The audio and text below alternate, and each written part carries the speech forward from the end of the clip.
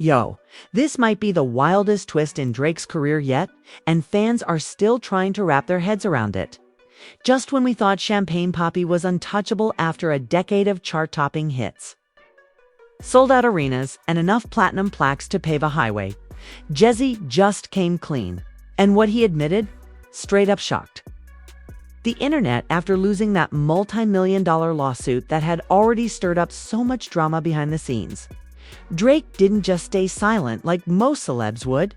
Nah, he hopped on IG Live.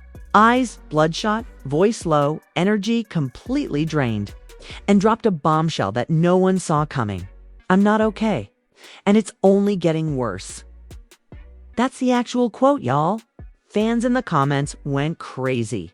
Some thought he was trolling. Others said he's crying for help. And what followed? A spiral of chaotic events, from alleged family fallout to leaked texts from industry insiders claiming Drake's been isolating himself and burning bridges left and right. And now even his closest OVO insiders are breaking silence. Was the lawsuit just the beginning of his downfall? Or is there way more to this than we even realized? It all started just days after Drake's lawsuit loss made headlines. The courtroom footage had barely stopped trending on social media before rumors started swirling that something way deeper was going on behind the scenes. Fans thought this was just another money hit, maybe some legal fees, maybe a little embarrassment. Nothing the Six God couldn't bounce back from. But the look in his eyes as he walked out the courtroom, people said he didn't look like a man who lost some cash. He looked like a man who just lost everything. Later that night, Drake's inner circle was completely silent. Not a single post from OVO crew. No stories, no celebratory dinners like we've seen in the past, even when drama hit. And then boom, out of nowhere, he goes live. No filters, no studio lighting, not even a track playing in the background. It was just him sitting in what looked like a cold, empty studio in Toronto. Hoodie on, shadows under his eyes. And he said it plain and quiet, like he was just talking to himself, not the 80K people watching live. I'm not okay, and it's only getting worse. In the comments, people went from laughing to scared real quick. One fan wrote, "Yo, is Drake really breaking down on Live RN?" Another said, "This feels too raw. Where his people at?" He didn't say much more, just kept staring into the camera, took a long breath, and ended the live without another word. The video reposts hit Twitter and TikTok in seconds. Even pages like Academics Say Cheese and The Shade Room were reposting it with captions like, "Drake sends fans into panic after cryptic message." But the real tea started boiling the next morning. Sources close to the OVO camp told us exclusively that this lawsuit wasn't just about money. Apparently, the plaintiff had receipts, real personal ones, and Drake had been trying to keep them under wraps for over a year. The lawsuit loss meant those documents might go public. And according to one OVO assistant who later deactivated her burner account, the files included deeply personal stuff, therapy notes, undisclosed mental health struggles, even a few shocking details about Drake's fractured relationship with his own team that same day. Fans noticed something odd. Drake had unfollowed longtime collaborator Noah 40 Shabib. Yes, that 40. The man behind so many of Drake's biggest hits. Fans were confused. Weren't they like brothers? One fan tweeted, "If Drake and 40 falling out, then there's no hope for any of us." A few hours later, 40 posted a single black screen on his story with one word: loyalty. That's it. No tags, no names. But everybody knew who it was aimed at. Then the floodgates opened too. Ex-OVO members, ones who'd left the label quietly a few years ago, started speaking out. One of them, who we'll call Dre from the Six, went live and claimed he wasn't surprised at all. "Drake been spiraling for months," he said. "This lawsuit, that's just the match." But the fire was already lit. Dre claimed that after Drake dropped his last project, he locked himself in his mansion for nearly 2 weeks, barely speaking to anyone. Only texting his assistant cryptic messages like, "What's the point anymore? And this don't feel like it used to." Dre also said Drake stopped trusting people, even accusing some of stealing ideas, leaking music, and trying to sabotage his next move. Now here's where things really took a left turn. On day 3 after the live, Drake's father, Dennis Graham, posted a now-deleted story on Instagram that had fans completely shook. It was a throwback pic of Drake as a child with the caption, "Wish I could have done more." Sometimes the industry eats its own. The comments went insane. One fan wrote, "Wait, what is going on, FR?" Another said, "Did his own dad just give up on him?" Sources tell us Drake and his dad haven't spoken in over a month. Despite previously playing up their relationship during album press runs, the tension allegedly started after Dennis gave a surprise interview earlier this year where he hinted that Drake's fame had isolated him from real people. Insiders say Drake felt blindsided and betrayed, especially since that interview aired during his legal battles. But it wasn't just family drama. Remember Rihanna? Yeah, she popped back up in this story too, but not in the way you think. A gossip blog claimed that during Drake's downward spiral, he reached out to Rihanna through mutual friends, asking to talk. Not romantically, but emotionally.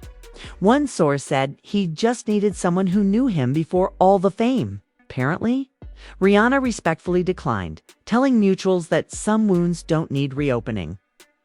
And that, fans say, might have been the final straw. By the end of the week, Drake was completely silent online. No posts, no likes, no comments. His team wasn't responding to media requests. Even OVO's official account went quiet. Then leaked footage surfaced of Drake outside his Toronto mansion, arguing with someone who looked like one of his bodyguards. The audio was muffled, but you could hear him yelling, "You don't get it. I got no one left." They all turned on me. People started asking the real question: how did it get this bad? And the answer might go back farther than any of us thought. An anonymous industry executive, who allegedly worked on one of Drake's earlier albums, came forward with a voice note sent to a popular hip-hop blog. In it, he said this was always coming. Drake been holding it together with fame and money. But the man behind the curtain, he'd been screaming for help.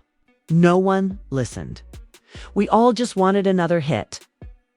And just like that, fans began seeing the clues in past interviews, lyrics, even his social media captions.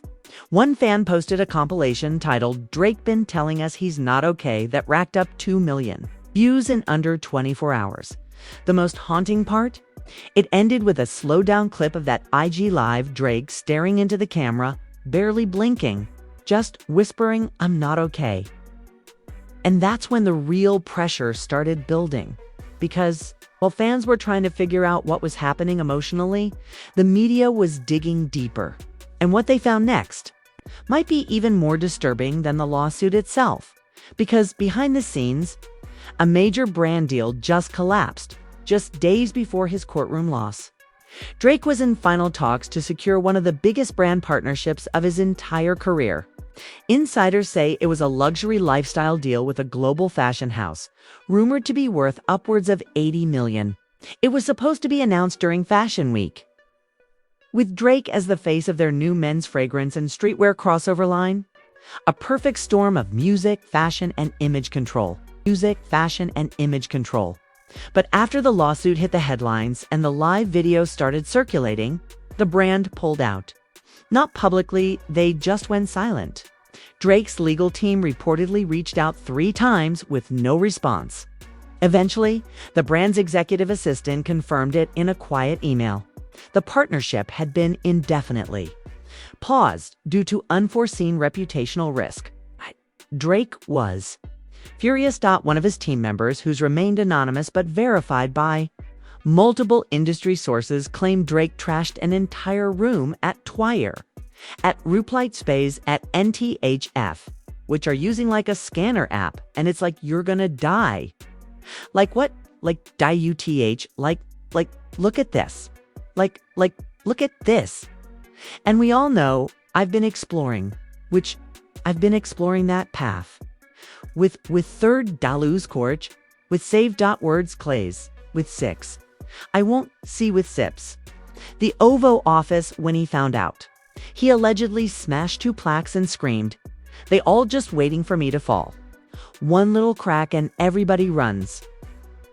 A former OVO creative director who left earlier this year said this isn't the first time Drake snapped under pressure. He's always been paranoid, they said, but now it's different. Now it's like he believes the whole world is plotting on him. But maybe the scariest twist came from inside his own family. Remember the tension with his dad, Dennis Graham? Well, it turns out things got even uglier behind closed doors. One of Drake's cousins, who usually stays quiet online, posted a since-deleted tweet that read, "Man been switching up on family for years. Now karma spinning the block." Fans were quick to catch it and started digging into old family interviews. What they found: troubling patterns, awkward moments where Drake interrupted or corrected relatives mid-interview, tension around money, even subtle shade when asked about his upbringing. One clip from 2019 resurfaced, where Dennis said, "I talk to him when I can." And now, that "when I can" is hitting way harder. But family wasn't the only fracture, because next, we need to talk about the OVO team and the secret betrayal that no one saw coming, as Drake's mental state became a topic across social media. An alleged leak from inside OVO's internal chat room surfaced online. Screenshots, which have not been verified but are being widely circulated, show a conversation between to OVO staff members talking about covering up the spiral and how he shouldn't be doing any lives right now. One of them even wrote, "Bro needs a real break, like 6 months, maybe more." What's wild is that fans believe these leaks came from someone inside, possibly on purpose, because in the days after, a fake Instagram account started posting more private details, including audio clips of Drake in what sounds like therapy sessions, venting about feeling used, hollow, and addicted to performance. And here's where the twist comes in. One of the leaked audio clips allegedly features Drake talking about retirement. In the audio, he says, "I thought the love would feel realer. I thought winning would fill something in me, but I'm still just empty. Sometimes I think about walking away." That clip sent shockwaves through the fan base. Imagine Drake just walking away from it all. The artist who gave us over a decade of culture-shifting music. Done. It didn't stop there. The industry response was fast, and not all of it was sympathetic. A few rival rappers started posting shady tweets, clearly aimed at Drake. One simply said they always fold when it gets real.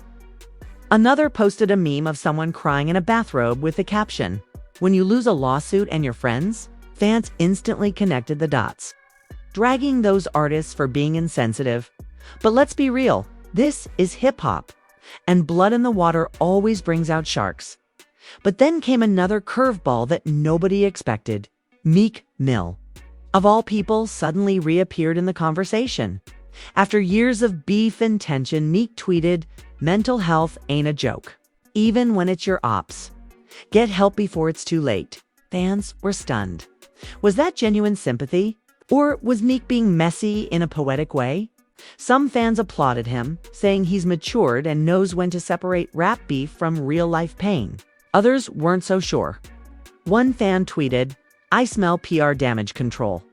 Meek just trying to look good."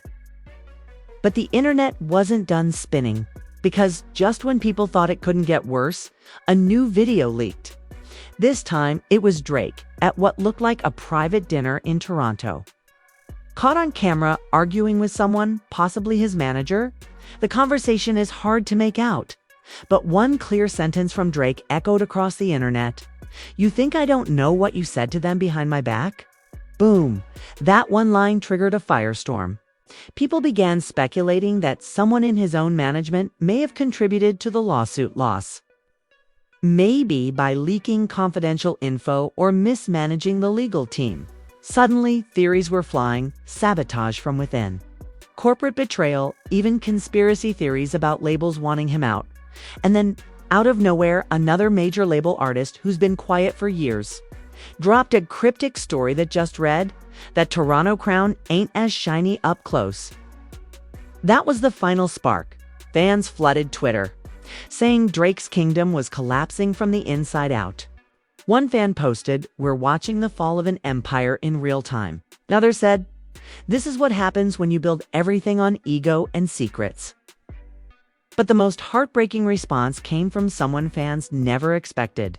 His mother, Sandra Graham, usually private and protective, posted a rare note on her close friend's story. Someone screenshotted it and it read, "Watching your child suffer and knowing you can't fix it. It's the worst pain of all." Fans were stunned. Even the strongest Drake supporters started admitting that this wasn't just music or image anymore. This was something real, something dangerous, because as the pressure mounted, more footage, more rumors, and more betrayals kept leaking. The media was digging deep now. Podcasts were dissecting every word he ever said. Think pieces were being written about the psychology of Drake. People were questioning if he ever really had a solid circle, or if he was just surrounded by yes men waiting for the check, and then silence. For 3 whole days, nothing. No new leaks, no posts, no news. Even the blogs were running out of new things to say, until Drake suddenly posted a black and white photo of himself as a teenager, standing in front of a microphone. No caption, no tag, just that dot, and fans lost it. Some said it was a message he's going back to his roots. Others said it was a goodbye. But one thing was clear, whatever's coming next, it ain't gonna be what we expect. Because what happened after that post might be the most shocking twist yet. The black and white photo of teenage Drake in front of a microphone had fans digging deep. One user pointed out it was taken from a behind-the-scenes documentary never officially released, something only a close team member or Drake himself would even have access to. Others noticed that the photo had been cropped in the original. His mother was standing just off to the side, watching him. But in this version, she was cut out. People started speculating that the post wasn't just nostalgic, it was symbolic. One tweet went viral.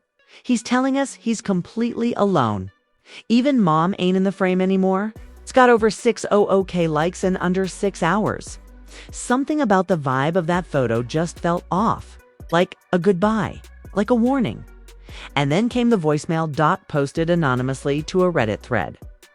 A grainy voicemail allegedly left by Drake on someone's burner started circulating. In it, he can be heard saying, "I keep thinking if I just disappeared, maybe they'd finally stop pulling at me." The voice sounded tired, almost slurred.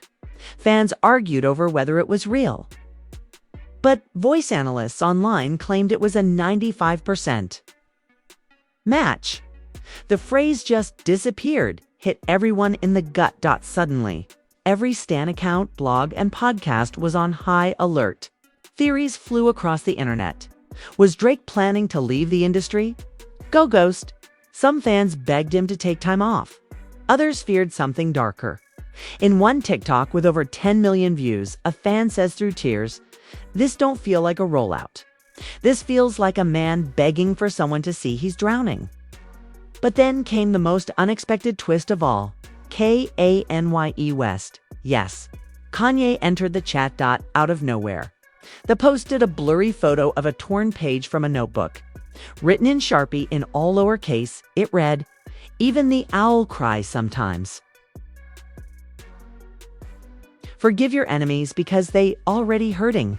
He didn't tag anyone, but fans immediately knew it was about Drake. The owl reference was too specific. Everyone knows that's OVO's logo. And with the way Kanye and Drake had feuded over the years, it was surreal. Was it peace? Was it pity?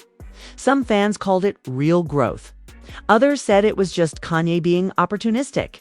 But the fact that he spoke up when even Drake's own team had gone radio silent made people start wondering who's really looking out for Drake right now. Because right after that post, another video leaked. This one. Different. Drake was seen outside a small, discreet wellness center in British Columbia. No entourage. No cameras. No chains. Just him, hoodie up, walking with a therapist-looking woman. When asked by the person filming if he was okay, Drake didn't say a word. He just raised a hand slightly. Like he couldn't even find the energy to speak. And that's when fans started putting it all together. The lawsuit, the loss, the silence, the messages, the breakdowns. Something was seriously wrong. But here's where it takes a dark turn. Remember those leaked OVO chat messages? Someone anonymous came forward claiming they were the one who leaked them. They posted proof, time-stamped screenshots, a staff badge, okay? And even a short clip of a conference call from months ago, where a high-level OVO exec was heard saying, "He's not stable right now. We either help him or get out of the way." But it turns out they didn't help him. This whistleblower, who we'll call K, alleged that multiple team members knew Drake was in a bad mental state months ago, but kept pushing him to finish the album, fulfill the press obligations, and secure the brand deals. Why? Because millions were riding on it. Allegedly, one tour sponsor even had a clause that required Drake to remain publicly engaged or risk losing the full payout. And when he started pushing back, that's when the spiral began, K said. They watched him unravel. They joked about it, said he was being dramatic, called him soft. I couldn't take it anymore. Fans were livid. Hashtags like hashtag protect Drake and hashtag free OVO trended for 48 hours straight. Petitions were started demanding accountability from his management. Others begged him to fire the whole team. Some even started theorizing that Drake's breakdown wasn't just emotional, it was being used to trigger attention, engagement, and controversy. A PR move taken way too far. But then, the ultimate betrayal. A new lawsuit hit the blogs. Not one Drake filed, but against him. From his own former bodyguard, the man, who had worked with Drake for nearly 7 years, claimed he was wrongfully terminated after raising concerns about unethical practices within the team. In the court documents, he claimed he saw Drake being pressured to perform under duress, coerced into image-based decisions, and emotionally manipulated into staying quiet. And when he tried to intervene, he was fired. This lawsuit exposed everything. It confirmed what fans were fearing, that people around Drake weren't protecting him. They were exploiting him. One of the most disturbing allegations was that Drake had twice tried to step away. Quietly once after the passing of Virgil Abloh, and again earlier this year, but both times his team allegedly shut it down, citing damage to brand value. The court documents even listed names, high-level names, and fans. They went nuclear. People who once admired the flawless OVO image started turning on the empire. Influencers pulled out of OVO events. Fan pages turned into watchdog accounts. Even former collaborators posted cryptic messages like, "You can't heal in a place that made you sick." And in the middle of all this, Drake vanished. No stories, no sightings, no comments, nothing. Rumors flew that he'd checked into a private facility in Switzerland. Others said he was in Jamaica with a spiritual healer. One source claimed he was back in Toronto under full lockdown, being protected from himself. No one knew for sure until 2 weeks later. A mysterious message appeared on OVO's official page. A single sentence, "He's still here." No name, no photo, just those 3 words. And the comments exploded. Is he okay? Is this really him? Don't play with our emotions like this. But the truth is, nobody knows who posted it. OVO hasn't responded to press. And Drake, still silent. Will change everything we thought we knew after the mysterious message appeared on the OVO page. He's still here. Fans were in full meltdown mode. Some thought it meant Drake was okay and just laying low. Others feared it was a cryptic cry for help posted by someone on his behalf. It wasn't signed, wasn't accompanied by a photo, didn't appear on any of Drake's personal accounts. Then boom, all OVO-related pages went completely dark. Profile pictures vanished. Bios wiped. Every recent post deleted, and that's when fans knew something major was about to happen. 3 days later, Drake finally broke his silence. But it wasn't on Instagram. It wasn't on Twitter. It wasn't even through a press release. It was a surprise drop on a hidden page on SoundCloud. Just a single track titled November's Ghost. No promotion. No cover art. no tags. But the moment it hit the internet, the world stopped. The track, raw, stripped down. Just a piano loop and Drake's voice. No auto-tune. No beat drop. Just him pouring out everything, double quotes. I gave them everything, and they wanted more. The moment I bled, they ran for the door. Fans were stunned. The song wasn't just a comeback, it was a confessional. A deep emotional unraveling of everything he'd been through in the last few months. The lyrics painted a picture of betrayal, exhaustion. And a man on the edge of letting go, thought I had a team, Gwesizi, Hedalesi. Once the payment's late, they all call police. Then came the bar that broke the internet. Can't trust the mirror, can't. Trust the brothers, can't trust the money, can't. Trust the shows, can't. Trust the lawyers, can't. Trust the label. Can't even trust mama when love turns. Unstable. Twitter exploded. Drake just admitted he didn't trust anyone. Not his crew. Not his family. Not even himself. Celebrities reacted instantly. Some were supportive, J. Cole tweeted, praying for my brother. Others were more cautious. One R&B singer tweeted, "This don't sound like art. This sound like a goodbye letter." But before fans could process the track, leaked surveillance footage hit the internet. This was the moment everything turned. The footage showed a private OVO meeting, reportedly from 2 weeks before the lawsuit loss, where Drake can be seen arguing with his top manager and 2 other team members. He's pacing, clearly agitated, shouting things like, "You told me this was handled and you lied to my face. Bro, you leaked that document." The room falls silent after that, and one of the men quietly says, "We had to protect the brand." The clip cuts out after that, but it was enough. Fans lost their minds. The betrayal was no longer a theory, it was fact. Drake had been stabbed in the back by people in his own camp, and it was all to protect business deals and public image. Suddenly, sympathy turned into rage. Within hours, #FreeAubrey was trending worldwide. Fans called for OVO to be shut down. Fake merch with "He's Still Here" printed across it popped up online.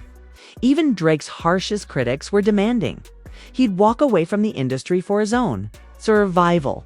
But the wildest moment was still to come. 2 nights after the song dropped, a blurry live video started making the rounds on TikTok. It showed a man who looked exactly like Drake, same build, same beard, same energy, standing alone at a small rooftop in downtown Toronto, talking to what appeared to be a cameraman. The audio is faint, but one part is crystal clear. "This the last time they get to own my pain. Next time, it's on my terms." Fans took it as confirmation. Drake was taking back control, walking away from the labels, the toxic management, maybe even OVO altogether. Within minutes, stan pages were posting "Drake is going independent" and "OVO is dead" theories. Then, boom, another bombshell. Drake's bio on Instagram changed. Just one sentence: "This chapter is closed." The page still had no profile pic, no posts, no stories. Just that line. People were shook. Was he quitting music? Going ghost forever? Was November's Ghost really a farewell track? But then, Drake's mother, Sandra Graham, broke her silence in a heartfelt post that stunned fans. She shared a childhood photo of Drake with the caption, "You are more than what they took from you. Whatever comes next, know that I am proud. I love you forever, Aubrey." Emotions ran high across the fan base. People were crying in comment sections. Creators made videos reflecting on his legacy. Even major news outlets picked up the story, calling it a tragic unraveling of one of music's most iconic stars. But just when it seemed like it was all over, another SoundCloud track appeared, titled simply, "Still the Beat." Ominous, haunting, but confident. And in the first 15 seconds, Drake spoke one line that flipped the story on its head. "They thought I was gone. I just needed to reset." He wasn't quitting, he wasn't running, he was rebuilding. The rest of the track was a cold, calculated message. No crying, no desperation. Just clarity. Drake called out the betrayals without naming names. He spoke about cutting ties, starting over, and doing things solo. I fed wolves, they bit my hand, now I hunt alone, with no set plan. Fans felt the shift instantly. This wasn't broken Drake. This was war-ready Drake. This was comeback energy. And the internet lit up. Memes turned to hype. Timelines flipped from mourning to celebration. Stan pages changed their bios from "he's still here" to "he's coming back for everything." And while no official statement has come from OVO or Drake's label, one thing is clear. He's not done. He just burned the whole house down and now he's building something new. And just like that, the man who once ruled the charts, owned every headline, and moved culture with a single bar, is now standing at a crossroads. Is this the rebirth of Drake? Or the quiet beginning of a permanent goodbye? Because after the lawsuits, the betrayal, the silence, and the pain, he didn't just survive, he sent a message. Not just to his fans, not just to the industry, but to everyone who ever tried to break him from the inside. They thought I was gone. I just needed to reset. Whether he's walking away from the machine or stepping back in with fire in his veins, one thing is clear. Drake's no longer protecting his peace quietly. He's reclaiming it, but now we want to hear from you. He's reclaiming it, but now we want to hear from you. Do you think this was all part of a rollout? A master plan to shed the old and step into a new era? Or is this the realest breakdown we've ever seen in hip-hop, and we're just lucky he survived it? Was the OVO empire built too high to last? Or is this just chapter 1 of Drake 2.0? Drop your thoughts in the comments below. We're reading everything. Make sure you smash that like button if this story had you glued to the screen. And don't forget to subscribe for more explosive breakdowns like this. Because in the rap world, the truth is never just the truth. It's always layered, always twisted, and always messy. This is Candidly Cassie, where no beat gets skipped and no secret stays hidden. We'll see y'all in the next one. Stay watching, stay woke, and stay ready. Because the next chapter might drop at midnight.